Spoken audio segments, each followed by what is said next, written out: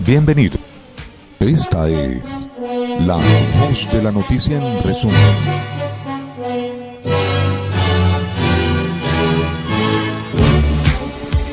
Esta es la voz de la noticia en resumen. La voz de la noticia exalta la labor de la mujer, su imagen, su forma, su trabajo, el protagonismo histórico, y es de sobra conocido que en los años 60 se produjo una segunda ola de feminismo que fomentó un renovado interés en el papel de la mujer en el proceso histórico. Hasta entonces los estudios históricos existentes eran poco ilustrativos de la experiencia histórica de la mujer, ya que apenas reflejaban la presencia de estar en el acontecer histórico.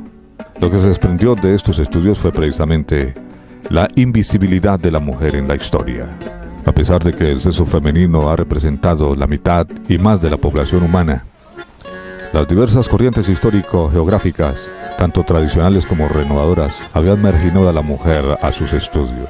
Apenas había constancia de la aportación femenina al proceso histórico, y con la excepción de algunas figuras notables, las mujeres no figuraban como agentes de cambio histórico. Es definitiva, estos estudios supeditan la experiencia histórica de la humanidad a la experiencia histórica del varón. Mientras que la historiografía académica tradicional, mantenida en la línea de enfoque habitual, se limitaba a construir el estudio de alguna mujer destacada. Es de sobra conocido que los años 60 produjeron la segunda ola del feminismo que fomentó un renovado interés en el papel de la mujer en el proceso histórico. Hasta entonces los estudios históricos existentes eran poco ilustrativos de la experiencia histórica de la mujer, ya que apenas reflejaban la presencia de esta en el acontecer histórico. Lo que se desprendió de estos estudios fue precisamente la invisibilidad de la mujer en la historia.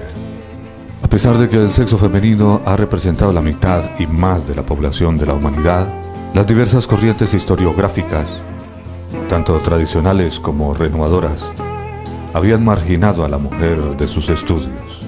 Apenas había constancia de la aportación femenina al proceso histórico, y con la excepción de algunas de las figuras notables, las mujeres no figuraban como agentes de cambio histórico. En definitiva, estos estudios supeditaban la experiencia histórica de la humanidad a la experiencia histórica del varón, mientras que la historiografía académica tradicional, mantenida en la línea del enfoque habitual, se limitaba a incluir estudios de alguna mujer destacada, estadista, reina, santa o reformadora. Las corrientes renovadoras surgidas a partir de la escuela francesa, de la de los Anales en 1929, tardan en abarcar la problemática de la mujer y lo hacen desde los esquemas interpretativos tradicionales. En cuanto a las historiografías marxistas, a pesar de haber planteado un enfoque metodológico de historia total desde la perspectiva de las clases oprimidas, no se ha ocupado de la historia de la mujer, puesto que en la medida en que se considera que las clases sociales son fuerza motriz de la historia y que las mujeres forman parte de las diferentes clases sociales, no considera a la mujer como un grupo social diferenciable del hombre.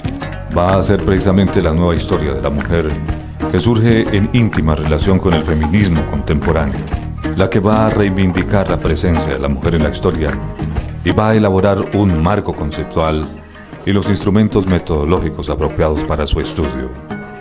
A partir de la doble constatación del feminismo contemporáneo, de que lo privado es político y que el sexo es una categoría social, en el sentido de que la experiencia y la existencia de la mujer como grupo social diferenciable del hombre se debe a factores sociales y no naturales o biológicos. La historia de la mujer evoluciona desde un enfoque inicial de justificación de su misma legitimidad a los planteamientos actuales de cuestionar la tesis histórica tradicionales y apuntar nuevos marcos conceptuales. La nueva metodología, así como fuente de investigación al intentar titular a la mujer como centro de complejidad, la nueva historiografía no solo trata de reconstruir la historia de la mujer y ampliar nuestros conocimientos de las múltiples dimensiones de su protagonismo en el proceso histórico.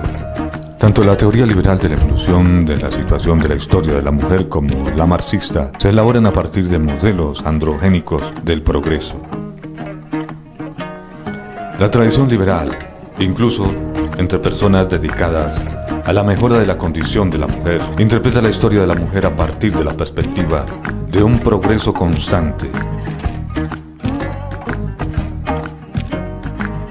en la concepción del sufragio y la emancipación de los derechos del hombre. Esta visión lineal progresiva de la situación de la mujer es compartida. También hoy en día, a partir del desarrollo del gobierno, la economía, del mercado y del amor romántico, traza una mejora en la condición de la mujer. En cambio, la interpretación marxista clásica ve en el desarrollo de la situación de la mujer como desfavorable, pasando desde su igualdad relativa entre los sexos y las sociedades primitivas.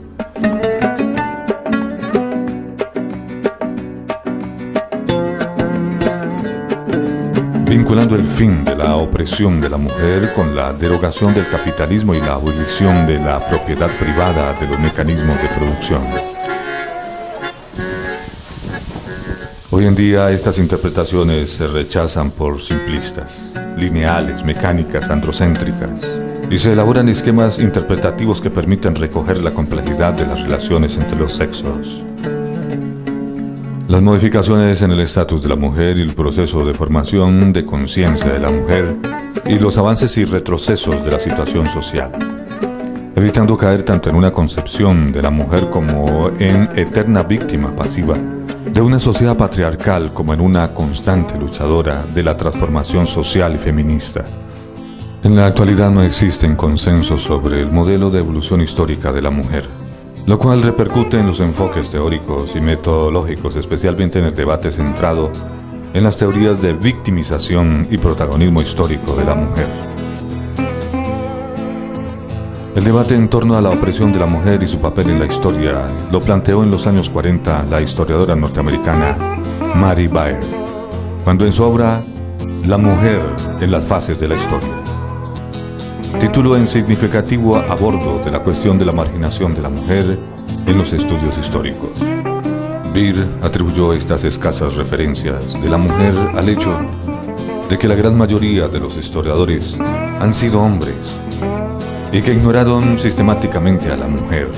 Para demostrarlo, enumeró las muchas aportaciones de las mujeres a la sociedad a lo largo de la historia, partiendo de la base de que las mujeres habían desempeñado un papel protagonista e independientes en el proceso histórico, que por consiguiente no se podía considerar como meros apéndices del varón.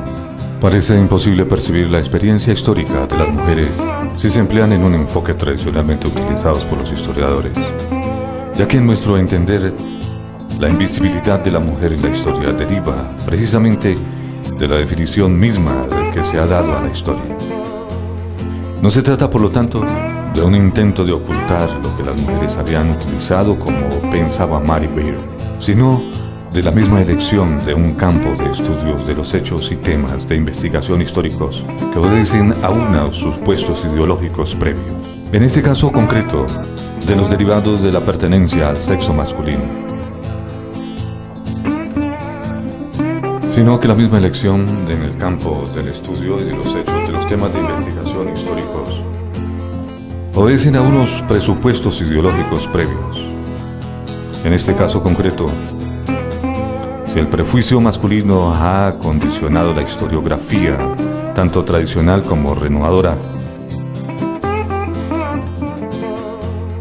la historia de la mujer se pone como un estudio de aquellos campos hasta ahora poco estudiados y por lo tanto invisibles.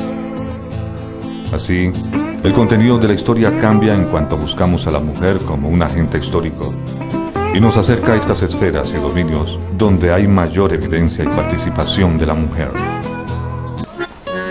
La marginación de la mujer como objeto de estudio histórico puede comprenderse a partir del sistema de valores y por lo tanto de un terreno de prioridades y de elecciones de temas de investigación, elección influida por condicionamientos sexistas de los historiadores. Desde otro ángulo, nos parece ilustrativo de cara a la comprensión de las dificultades inherentes al estudio de la mujer como grupo social, la investigación histórica y las dificultades metodológicas y estudios de estos grupos que no han sido portadores del futuro.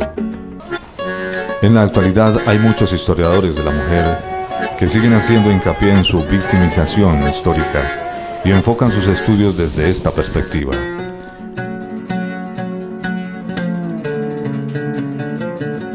El conocimiento más complejo de la experiencia histórica feminista no tiene que basarse exclusivamente en las manifestaciones de la explotación y limitación histórica de la mujer, sino en un enfoque que permite superar la dicotomía de la victimización y logros femeninos para reconocer la fuerza individual y colectiva de la mujer, sin por esto olvidar su opresión histórica.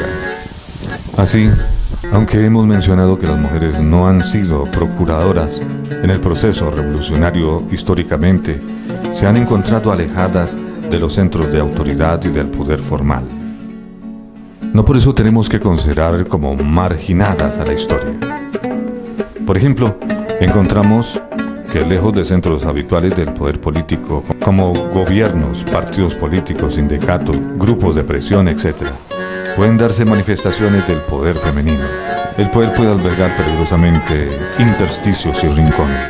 Puede ser informal, impredecible, inexplicable. Puede disiparse o reservarse para ocasiones importantes. Evidentemente, el poder atribuido a la mujer con menstruación, que se hacían pasar por campos infectados por las plagas insectos en la Francia del siglo XIX. Así, la nueva historia de la mujer nos obliga a ampliar nuestras definiciones habituales del poder para detectar la experiencia femenina en toda su complejidad. Queda clara la necesidad de una revisión del bagaje metodológico habitual, así como una ampliación de los campos de investigación histórica para abarcar estas áreas donde se puede detectar la mayor incidencia de las mujeres. Lo que es de admitir es que en nuestro presente la mujer ha ganado un desempeño preponderante y que en el devenir tienen un papel, una labor, una misión muy importante en los diferentes campos, en los ámbitos, en los frentes, en la vida, en el mundo, por definir, por desarrollar. Esta es la voz de la noticia en resumen.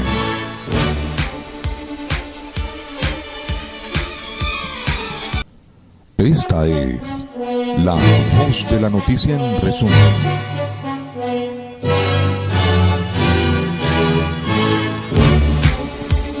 Esta es la voz de la noticia en resumen.